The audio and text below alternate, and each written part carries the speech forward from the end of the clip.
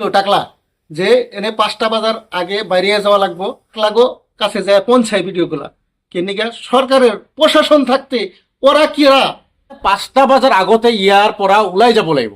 ঠিক আছে, ওলাই যাব। তই কোন বেবাল? তই কি পুলিচ নেকি? হ্যাঁ, আসসালামু আলাইকুম।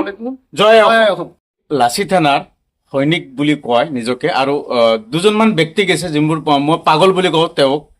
আৰু বীৰ লাচি থানা যদি নাম দিছে, ইমান ধুনীয়া নাম, তেনেকে চলিব লাগে। আৰু তাতে কেইটামান মিয়া মানুহ ইট ভাটাত কাম কৰে তেওঁলোকে, আৰু বুঢ়া মানুহ একদম একদম বুঢ়া, মানে বাবাৰ বয়সৰ মানুহ হয়। আৰু তেওঁলোকক দম দি আছে যে তহঁতৰ নামত চুৰৰ কমপ্লেইন আছে, এৰে ৰাইজৰ মানুহৰ ছোৱালী তোৱালী জোকোৱা বা ছোৱালীক তহঁতে যাব নিদিয়া, ৰাস্তাত জোকোৱা আৰু চুৰ কৰা। তহঁত খোলা ধমকি দি আছে যে তহঁতক যদি কোনোবা মাৰে কোনে ৰিক্স ল'ব। দিয়ক, মই আপোনালোকৰ লগত আছো, কিন্তু ইয়াতে ইহঁতৰ নামত যিটো কমপ্লেইন দিছে, যোন ব্যক্তিবোৰ কমপ্লেইন দিছে, কিয় আমাৰ অসমত কি পুলিচ নাই? আমাৰ অসমত কি থানা নাই? থানাত যায় আপোনালোকে কমপ্লেইন দিয়ক যে এই ইট ভাটাৰ যোনবোৰ মানুহ আছে, সেই মানুহবোৰ আহি পেলাই ছোৱালীক জোকাইছে, চুৰ কৰি আছে, তেওঁলোকক থানাৰ পৰা এৰেষ্ট কৰিব, থানাৰ পৰা তেওঁলোকক তাৰ পৰা গুচাই দিব। তই এটা যিমান মিয়া আছা, বুজি পাইছা, যিমানে মিয়া আছে তই এটা গধূলি এটা কেইটা বাজে 2:20 গধূলি 5টা বজাৰ আগত তই এটা মিয়া চব খালি কৰ, বুজি পাইছা কি কৈছো? চব এৰপা ওলাই যা হ'ল, তই এটা ওলাই যা, 5টা বজাত তই এটা পাও পিঠি ফালি দিম।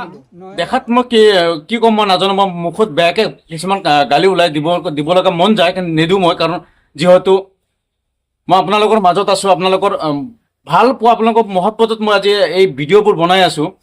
ই কৈ আছে তহঁতে 5টা বাজাৰ আগতে ইয়াৰ পৰা ওলাই যাব লাগিব। ঠিক আছে, ওলাই যাব, কিন্তু ভাই তই কোন বে? তই কোন ইহঁতক ক'ব কাৰণে? ভাই পুলিচ আছে, কানুন আছে, পুলিচক মাতি আন না। ইহঁতে বদমাচি কৰিছে, পুলিচক দি দে। তই কোন বে ভাল? তোৰ ঘৰত আছে নেকি? নাই ন? তই পিঠি ফালিবি? তই কি পুলিচ নেকি? হে, পুলিচটো নহয়, তই পিঠি ফালিবি তাৰ? আৰে ভাই, দেশখনত কানুন আছে, ইমান পুলিচ আছে, পুলিচবোৰ কি কৰি আছে? চাকৰি বাদ দিব লাগে তহঁতৰ হিচাপত পুলিচে। ডিফেন্সত যিমান আৰ্মি আছে সিহঁতে চাকৰি বাদ দিব লাগে। আৰে ভাই, কাম কৰ না। তহঁতে যাই পেলাই বৰ্ডাৰত যাই পেলাই পহৰা দে না, বৰ্ডাৰত যা। যিমানে যদি সৈনিক হ'ব ইচ্ছা আছে, ইমানে যদি তহঁতক মানে প্ৰটেক্ট কৰিব ইচ্ছা আছে, বৰ্ডাৰত যা, বাংলাদেশৰ বৰ্ডাৰত যা, অৰুণাচলত। আৰু মই এটা অনুৰোধ কৰিম, আমাৰ এই মিয়া যিমান মানুহ আছে তেওঁলোকক মই এটা অনুৰোধ কি কৰিম, যে তেওঁলোকে কষ্ট কৰি খায়, এইটো মই ৰিচপেক্ট মোৰ ফালৰ পৰা, কিন্তু তেওঁলোকক মই এটা কথা ক'ম যে নিজৰ ল'ৰা ছোৱালী লৈ পেলাই কত কামত যাব দৰকাৰ নাই। ল'ৰা ছোৱালীক আপুনি নিজে কষ্ট কৰক, ল'ৰা ছোৱালীক পঢ়াওক, কাৰণ পঢ়াৰ কিমানখিনি মূল্য সেইটো আপুনি চাগে বুজি পোৱা নাই, কাৰণ আপোনালোকে পঢ়া নাই, নপঢ়াৰ কাৰণে কাম কৰি খাই আছে, আজি মানুহৰ গালি শুনিব লগা হৈছে।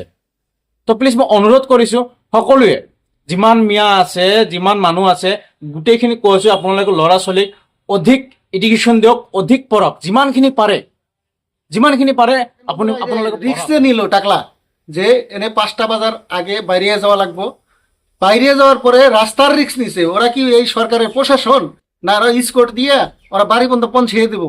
এইটাই আপনার কাছে আমার আবেদন। আর আমার ভিডিওগুলো যদি ভালো লাগে প্রচুর পরিমাণ শেয়ার করবেন, যাতে অন্যজনে পৌঁছায় দেখতে পারে, এই টাকলাগো কাছে যায় পৌঁছায় ভিডিওগুলা কেনিকা সরকারের প্রশাসন থাকতে ওরা কিরা যে এই 25 কোটি দিব বা 5টা বাজার আগে বাইরে যাওয়া লাগে। ভিডিওটা কোন জায়গার আমি জানি না, কমেন্টের মাধ্যমে আপনারা জানাবেন, প্রচুর পরিমাণ শেয়ার করবেন। জয় অসম।